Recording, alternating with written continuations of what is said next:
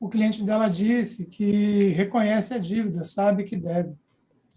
E já há entendimento, pelo menos aqui no nosso tribunal, que a simples notificação, se não caracterizado o prejuízo efetivamente moral ou abalo de crédito, não geraria o direito à indenização. Então, todas as teses acerca do recebimento, do envio, da notificação, por SMS, por notificação, por AR, por e-mail, são todas legais, passíveis de discussão. Contudo, no caso em particular do cliente dela, ele sabe que deve, admitiu que deve e, torna a dizer, Rio de Janeiro, a simples notificação não caracteriza dano moral em ré ipsa, se não ficar comprovado que efetivamente ocorreu abalo de crédito por conta daquela negativação, porque, pelo que eu entendi, foi só uma ameaça de negativação,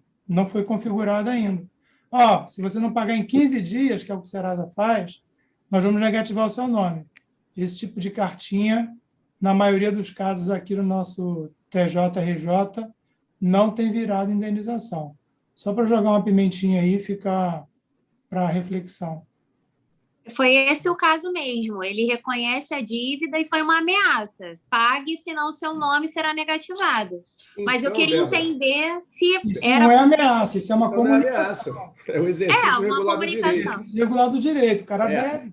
No entanto, a pergunta qual foi? Se tem validade a notificação. Isso. Ponto. Você pode dizer que não.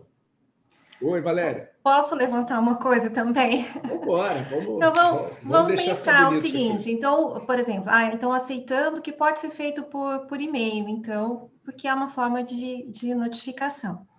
Então, se vale para o bem, né, para o banco se beneficiar, ou Serasa, enfim, para a pessoa jurídica que está ali negativando, se esse e-mail for um e-mail falso, porque, como o próprio colega ali falou, que tem vários casos, né, de e-mail falso, e o cliente acaba, e o consumidor acaba caindo, então, enfim, mesmo com e-mail falso, ele acaba pagando, enfim, e leva o golpe. Nesse sentido, ele não poderia também, então, se voltar contra a Serasa, ou contra o SPC, ou contra quem estivesse cobrando, alegando que ele, já que pode ser feito dessa via, eu recebi um e-mail com toda a aparência que era de vocês, como esses golpes que estão acontecendo. Então, se quer se usar, então pode fazer por via digital, não precisa ser pelo correio, então eu acho que tem que ser para o bem e também para essas outras situações, e responder também como, voltando lá naquela possibilidade de fortuito interno. Para o bem ou para o super bem? Eu acho. Isso, eu entendo. E a pergunta é um passinho atrás, Valéria. Onde é que esse estelionatário conseguiu o e-mail daquele consumidor e sabe que ele é cliente do Serasa? Exato. Então, qual vai ser a leizinha que a gente vai conjugar pela teoria do diálogo das fontes com o Código de Defesa do Consumidor? LGPD, não é? Então, LGPD. LGPD. Então, eu acho assim, então dá para, de repente, fazer desse limão uma limonada, né? Já que, se você quer, então, aceita-se dessa forma, mas também eles vão ter que ter o ônus de responder sempre que o consumidor for vítima de um golpe. E lembrando, né, que o pré-aviso é independente se, ainda que a dívida exista, mas a notificação é um direito do consumidor, ele ser pré-avisado, independente dele ter a dívida ou não, né? Então, quando ele recebe essa notificação, é justamente para ele ter a chance de regularizar a situação. Então, eu penso que a falta dessa notificação, aí só para não concordar com os entendimentos lá do Rio de Janeiro que o Carlos levantou.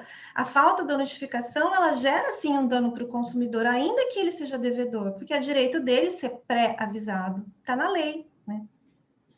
A questão é que aqui, quer dizer, eu acho que até de forma nacional, né? O termo in re ipsa, ele tem caído muito, né? Sim. É isso que ele está colocando, quer dizer, não é porque teve a negativação que Exatamente. automaticamente você tem direito a uma indenização, né? A fundamentação da indenização aí seria mais por conta do vazamento do dado do que propriamente pela notificação falsa ou pelo fato dele...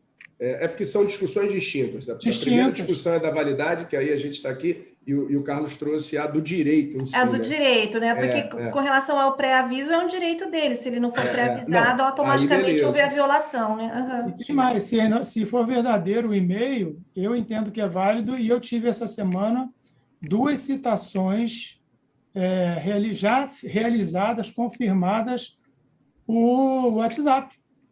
2 casos aqui que eu mandei citar, o cliente, entreguei o número do telefone, citação mesmo, réu em processo, judicializado, bonitinho, e houve a citação por WhatsApp. Já há um provimento, um ato do tribunal, da corregedoria, que permite isso. Então, com como foi falado aqui, em relação à pandemia e esse novo momento que nós estamos vivendo, essas modalidades de citação, intimação, elas vão se adequando a essa nova realidade.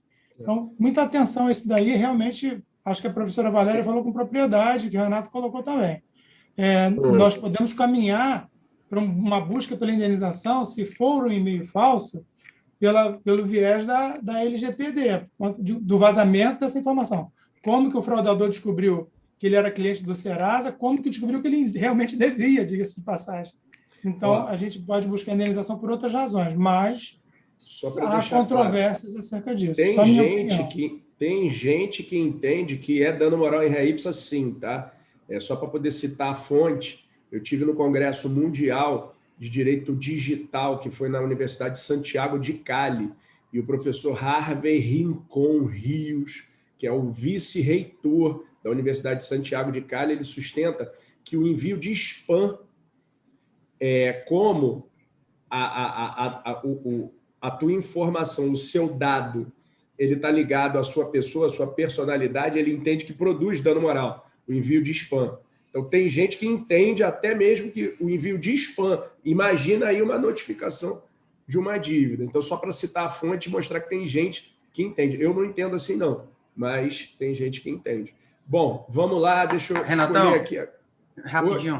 Vai, Luciano. Só para poder complementar a fala do Carlos. Carlos, aqui também, na Bahia, entende-se da mesma forma, tá? E com relação a citação pelo WhatsApp, tem que se lembrar que a pessoa tem que confirmar o recebimento ou ter ciência efetiva. Se não teve a confirmação, se foi apenas mandou a citação e não teve nenhum tipo de retorno, então ela não tem validade, tá? É só para poder não passar em branco. Maravilha.